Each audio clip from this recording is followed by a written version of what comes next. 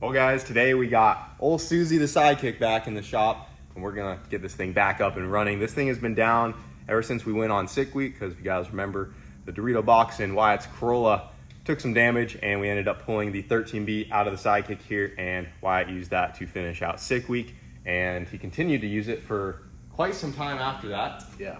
And she's been broke her in, dude. I finally got it broken in because the only thing this thing had ever done was overheat in a burnout. So you're welcome. I got your car broken in for you. She was very well broken in with Wyatt, and wow, throwing me under the bus like that. Okay. He's like, I won't turn it up. I took care of that bigger turbo. 20 pounds of boost, tuned up. She was ripping, dude. But since then, Wyatt has got a new motor back in his Corolla, so we got the original 13B right here. You know, she has seen better days. This thing has been through a couple burnouts. It has gotten extremely hot, but this thing continues to keep running. And we were going to tear it down and do like a rebuild on it, but you know, Mike's like, hey, if it ain't broke, don't fix it. And I was like, you know, I agree with that. She's still running great. There's no reason for us to tear it down, so we're just gonna keep running this thing how it is. So we'll go ahead and get it back in the Sidekick here, but we are making a big change to the Sidekick, and that is, we are getting rid of this guy right here. This is our Ford C4 automatic transmission that has worked for us, but we've had some issues with it. You can also see right here, these lines got very toasty, very hot. We've had this thing out of the car, what, 2 or 3 times now? Yeah, this rebuild did good. The one before it, it overheated, it puked fluid everywhere. I remember we went to that car meet with out of this catch can because it was just spraying fluid all over. Yep. The one night we were driving it, we thought the car caught on fire because of how bad it was smoking because of the leaks and burning oil off it. And yeah, just hasn't been too pleasant to us. And I think I made Kyle a little jealous with how great the Corolla works with a manual. So it was a decision that I wasn't sure about when we first put it together.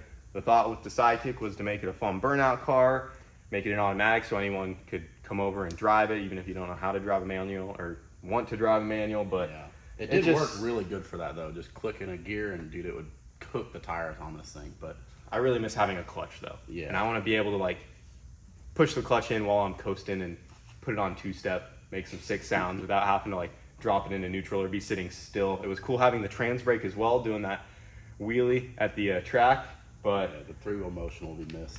I think it's going to be way more fun if we put a manual back in the Sidekick. We still have the clutch pedal and everything set up to do so, and I think we can just enjoy the car more if it goes back to being a manual transmission. So we are ditching the automatic. It did us good. Real quick, we'll reminisce through some videos of what this thing has been through, but we are going to go ahead and move on from the C4 transmission.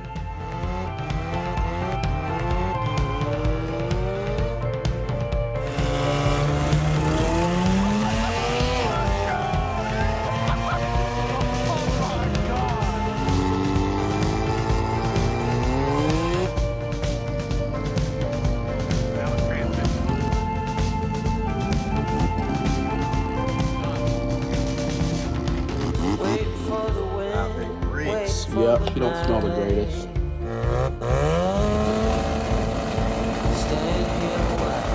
Take a little time. Since you went away and came to a home. Yep. Those should not have that much heat and that color in them.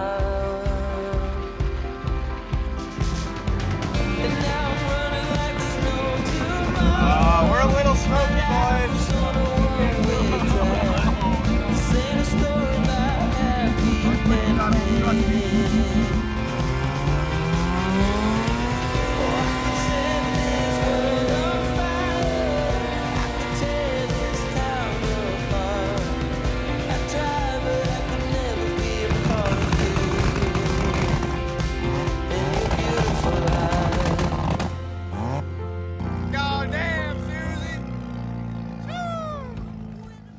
So before we get the RX-8 transmission put onto the old Dorito box here, we got to change out that rear main seal because it's leaking like crazy. And I had to go over to Tractor Supply. Luckily they had a big enough socket. This is a socket we do not have. We have not touched this nut ourselves. Every time we've actually had one of these serviced was either with Mike or Mike did it himself. So he always brought this socket. It's a 2-inch and 1/8 socket, big old socket. So go ahead and bust this guy loose. We have to get this kind of counterweight off the end here, and the rear main seal sits behind that guy. Get that changed out. I got a OEM one straight from Mazda, and we'll get that swapped out. Hopefully she will stop leaking after that, and then we can get it all together. So we got the impact here on 3. I have no idea how tight this is going to be. Mike says they torque at 400 foot-pounds, but when they put them together, they just use the impact guns. So we should be able to get it off. Oh. There we go.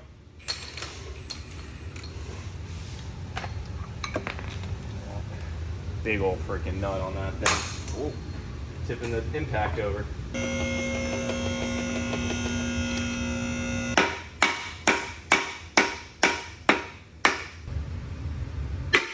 Oh, got it. There we go. Oh, got her. So Mike was telling me that the aftermarket main seals that you get from like O'Reilly's or whatever, they're not as good as an OEM one. So this is the one that we had, which is definitely like an aftermarket one. I went to Mazda to get this one, and you can see how much thicker that one is. And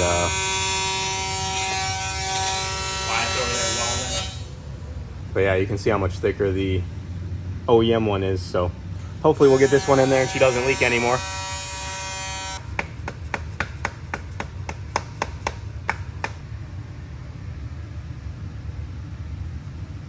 All right, new rear main seal is on. We can put our counterweight back on her. Got a hawk tool on this thing before we put her back together, but not from my mouth, from our little oil bottle right here. Get her nice and lubed up before you go back in, boys. Thought this was a PG channel. Gonna hit her with setting 2 first.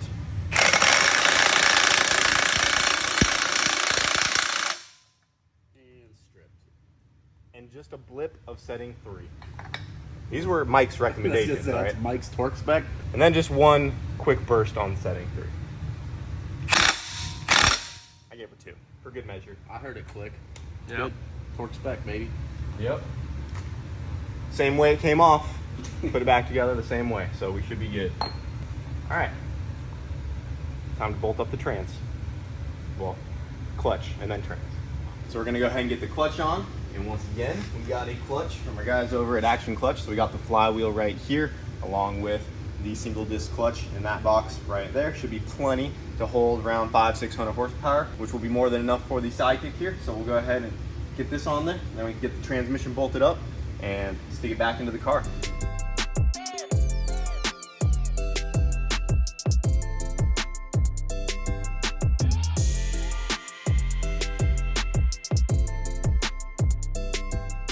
All right, the new Action Clutch is on, and we are just about ready to drop this engine back into the Sidekick here and get the transmission on there and start seeing where everything's going to line up. I was gonna try to bolt the transmission directly onto the engine and stuff it all in as one unit, but we'd have to take off the front grille here, the front radiator, and clear some room out of the way here because we'd have to really angle it in there to get it in there as one piece. So I don't think we're gonna have quite enough room to do it without removing those bits. So I think it'd just be easiest to set the engine back into place and then stick the transmission back up in there from underneath. It's not too heavy, so I think a couple people can just grab it and throw it in. If not, we have the transmission jack. Shouldn't be too big of a deal. So we'll go ahead and drop the rotary back into the Sidekick here, get her mounted up, and then we can get the transmission on there and see what we're gonna need to do for mounts and everything like that. Because she's not gonna be running in today's video. We still have to get a drive shaft, and there's still a lot to do before it will be up and operational, but we're gonna at least try to get it all in there and see how it fits.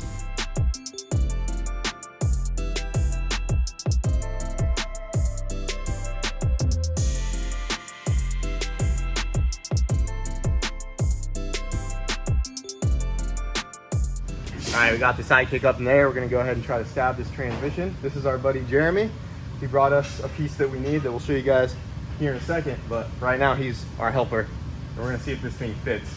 We might have to do some clancing up in the tunnel, but the transmission seems to be about the same size as the C4, so we're hoping it should go up in there with no issues. So we're gonna try it out real quick.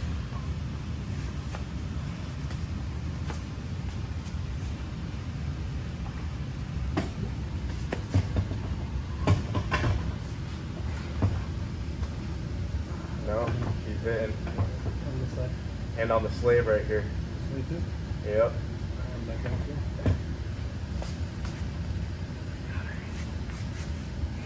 So you probably couldn't see it up there, but so right here where the throwout bearing arm goes, that's hitting on the inside of the tunnel up there. So we'll either have to do some clearancing or even possibly drop the engine down a little bit. And it's getting pretty late, so we're not gonna get to that tonight. So we'll have to figure that out, but for right now, we're gonna take a break on this thing. All right, guys, it's the next day working on the Sidekick. Last night, we tried to get the transmission up in this thing, but we ran into some clearancing issues. So what I went ahead and did was take the throwout bearing fork out of the transmission, and I got it on the transmission jack right here, and I actually got this thing back up into place. I was able to get it up in there without that fork on there. I did have to do a little bit more clearancing in the tunnel, but it went on pretty easily. And now what we are working with up top is what to do about the spot where that throwout bearing fork goes. So let me show you guys. You can see the hole right there where she goes, and it's looking like we're going to have to clearance the firewall just a little bit. Sorry if it's a little blurry. See that X I made right there? We're going to have to smack that just a little bit to make some room for the fork, but we should be good. So what I'm going to try to do is drop the transmission back out of this thing. I will clearance the tunnel right there. We'll put the fork and throwout bearing back onto the transmission, and there's a good chance I'll have to loosen up the rotary here, and I'll probably use the engine brace that goes fender to fender with the chains to hold it up so that I can actually tilt it back some so we can get the transmission fully slid on, and then we can kind of jack it back up into place, because with these mounts loose, it doesn't really allow it to tilt that much. So we'll have to take that bottom piece completely loose and try it from there. So yeah, without further ado, let's do some clearancing and see if we can't get it to fit with the fork on there. So I got the engine up on the support bar, kind of pushed forward out of the way. I'm gonna try to hit this spot right here. I already tried to give it a couple hits when the engine was in place, but the flywheel was just a little too close, so I couldn't really come at it at an angle here. Would be better with the engine out of the car, so we'll see what we can do. But if I have to, I'll pull it back out. But I think I can get to it, and we'll just start light. I don't want to overdo it because it doesn't seem like it needs that much finessing. So give her some good smacks right here, and we'll try to retest at the trans with the fork on there.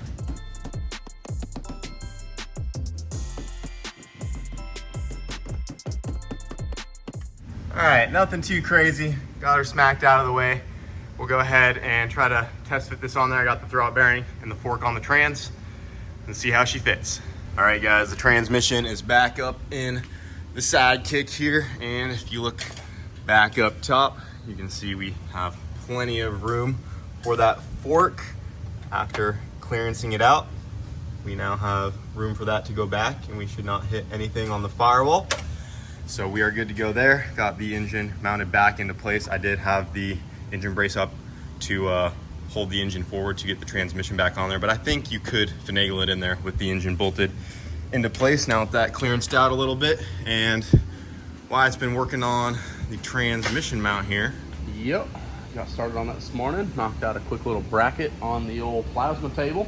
Yeah, we're gonna call you Plasma Table Wyatt now. Yeah, plasma man, baby. We'll just keep it simple and call you Workbench Wyatt. Yeah, oh, wait a minute. Or work table. I don't like this. Work Table Wyatt right now. You know, we're gonna work on the name, all right? But worked out pretty good. Knocked this out this morning, so just drew this up in Fusion 360, and real nice slotted holes, notch for our tube to go across there, correct angle, everything, and that'll go right up in there, bolt to our transmission, and adapt to our old cross member. Nice. Let's show them real quick, dude. That plasma table coming in clutch, making a world of difference. So we went ahead and got the bar back in here from our previous transmission mount. Yep. Cut the old mount off of that guy, and something that's kind of cool to mention real quick about that too is that bar is angled slightly uphill because of the way that the 400 or the C4 sat in here. So kind of cool with Fusion being able to know that angle and then just adapt your part right to it, so you don't have to come back, trim it up later. Kind of adjust for the angle Yeah. in the bar there. Yep, makes it real nice. So this guy will sit on there just like so. And just like that, after some welding, we'll have ourselves a rear transmission mount. Yeah, and it should be nice and stout too. Freaking pretty sick, man. Oh yeah. The Sidekick is officially a manual again.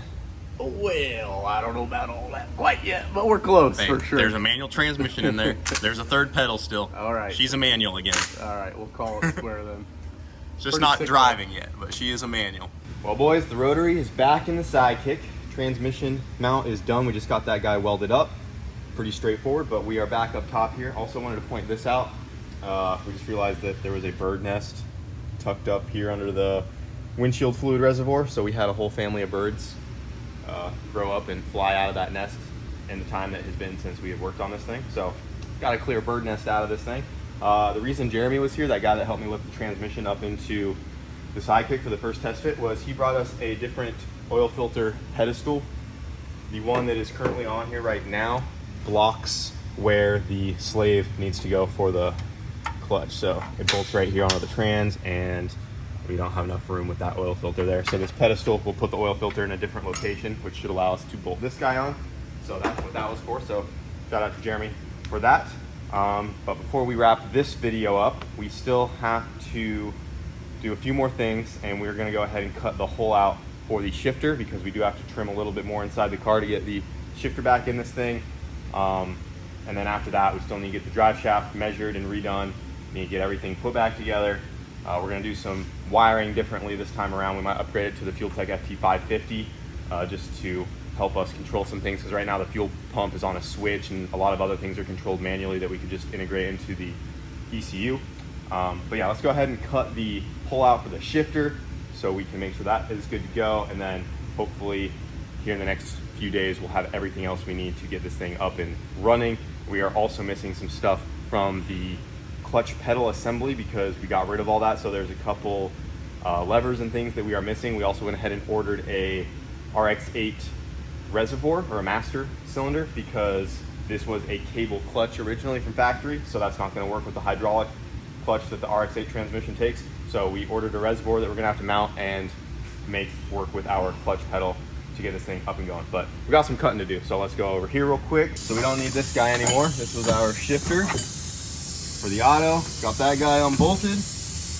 And now we're gonna go ahead and do just a little trimming right here, because the transmission does sit a little further back than the factory one, which will work out perfect because the shifter on this is more straight up and down, and it's actually pretty low. We might need to extend it. I mean, it'd probably be pretty good right there, but once it's down in there, it's gonna be pretty low. The factory shifter on the tractor was kind of long and bent over, so it's actually good that the transmission is a little further back. It'll put it in a better spot here. Take our little air saws off so we're not flaying sparks everywhere. We're just gonna cut this hole out a little bit bigger.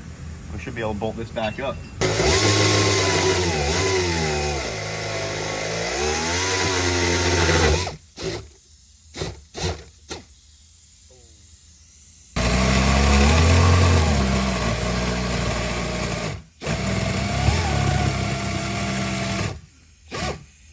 Hole is cut, and now we can put our shifter on like so.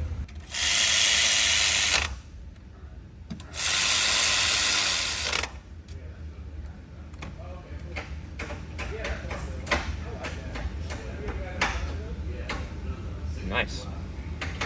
Definitely a little low in there. We might need to make an extension, just bring it up a little higher, but should be pretty good. Well, guys, that's gonna wrap it up on this video on the Sidekick. She is officially manual once again. Got a few more things to do before this thing will be making rap noises once again, but I'm pretty excited to have this thing back to being a manual like it originally was, but now with the rotary. I think it's gonna be a lot more fun than the automatic was. Definitely gonna be a lot less headaches, hopefully. So yeah, hope you guys enjoyed. That'll do it for this video, and hopefully in the next one about the Sidekick, you'll see her up and ripping.